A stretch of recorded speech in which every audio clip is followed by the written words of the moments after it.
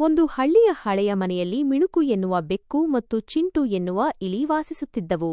ಮಿಣುಕು ತುಂಬಾ ಚುರುಕು, ಆದರೆ ಸ್ವಲ್ಪ ಅಹಂಕಾರವೂ ಇತ್ತು.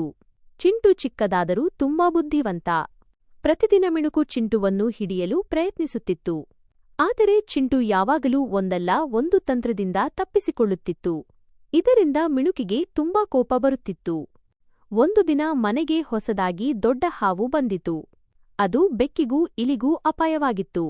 ಮಿಣುಕು ಒಬ್ಬನೇ ಹಾವನ್ನು ಎದುರಿಸಲು ಹೆದರಿದ. ಅದೇ ಸಮಯದಲ್ಲಿ ಚಿಂಟು ಒಂದು ಯೋಚನೆ ಮಾಡಿತು. ಚಿಂಟು ಮಿಣುಕಿಗೆ ಹೇಳಿತು, ನಾವು ಇಬ್ಬರೂ ಒಟ್ಟಿಗೆ ಕೆಲಸ ಮಾಡಿದರೆ ಮಾತ್ರ ಈ ಅಪಾಯದಿಂದ ತಪ್ಪಿಸಿಕೊಳ್ಳಬಹುದು. ಚಿಂಟು ಹಾವಿನ ಗಮನವನ್ನು ಬೇರೆಡೆ ತಿರುಗಿಸಿತು. ಮಿಣುಕು ಹಿಂಬದಿಯಿಂದ ಜೋರಾಗಿ ಕೂಗಿತು. ಹಾವು ಗಾಬರಿಗೊಂಡು ಮನೆಯನ್ನೇ ಬಿಟ್ಟು ಓಡಿಹೋಯಿತು. ಆ ದಿನದಿಂದ ಮಿಣುಕು ಚಿಂಟುವನ್ನು ಶತ್ರುವಾಗಿ ಅಲ್ಲ, ಸ್ನೇಹಿತನಾಗಿ ನೋಡತೊಡಗಿತು. ಇಬ್ಬರೂ ಒಟ್ಟಿಗೆ ಇದ್ದರೆ ಎಷ್ಟು ದೊಡ್ಡ ಸಮಸ್ಯೆಯನ್ನು ಎದುರಿಸಬಹುದು ಎಂದು ಅವರಿಗೆ ಅರಿವಾಯಿತು.